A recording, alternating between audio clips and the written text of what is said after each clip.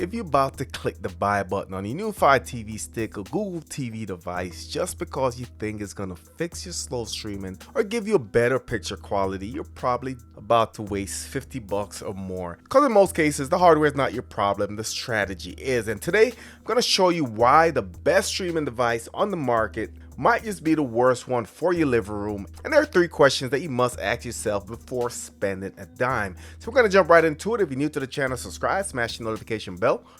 Let's go.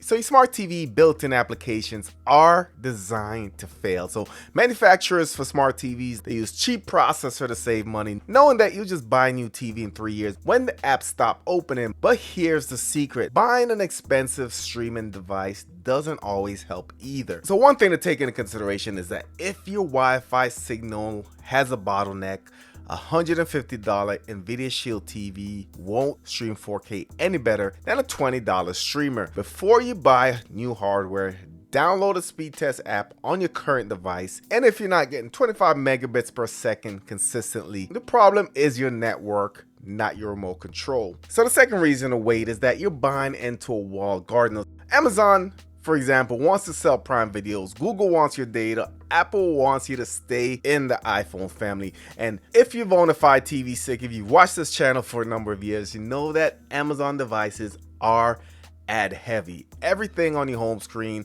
trying to sell you Prime videos, trying to sell you different programs compared to your Google TV devices. The truth is, if you want a forever device, the best resolution in my opinion is to look at a custom launcher. Look at Project TV, which I think is the best launcher that's out there, or any custom UIs that strip ads away from your device. So this simple launcher, if you have a Google TV device, Android TV device, not sure if Amazon's still allowing it, but this will change how your user interface looks and reacts, and it just gives you way more control. So why would you buy a device that spends 40% of the screen trying to sell you pizza, try to sell you Prime videos, or even sell you car insurance when it's something that you actually spend your money on? Number 3, and this is my opinion the biggest reason to wait. So we are in the middle of a massive hardware shift. So AV1 Encoding is now the standard. So if your device doesn't support AV1, your 4K streaming is using way more bandwidth than it needs to. That leads to buffering. So regardless of which part of the aisle you're on, 3 devices that are future-proof that has AV1, Fire TV 4K Max, Google TV streamer, your Bus TV G series, and 3 devices that are dead tech in my opinion, older Roku devices and base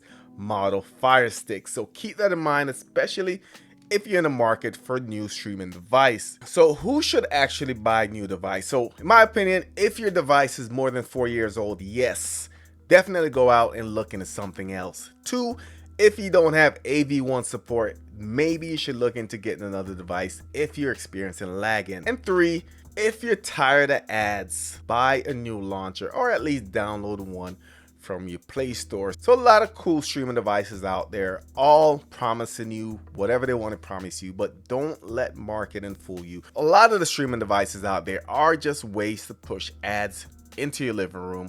Definitely want to look into that before making that purchase. So let me know your thoughts in the comment section. If you're in the market for a new device, let me know which one of these features are important to you or which one of these issues you're trying to avoid. Of course, if you're new to the channel, subscribe, smash the notification bell. Thank you for watching, and I'll catch you on the next one.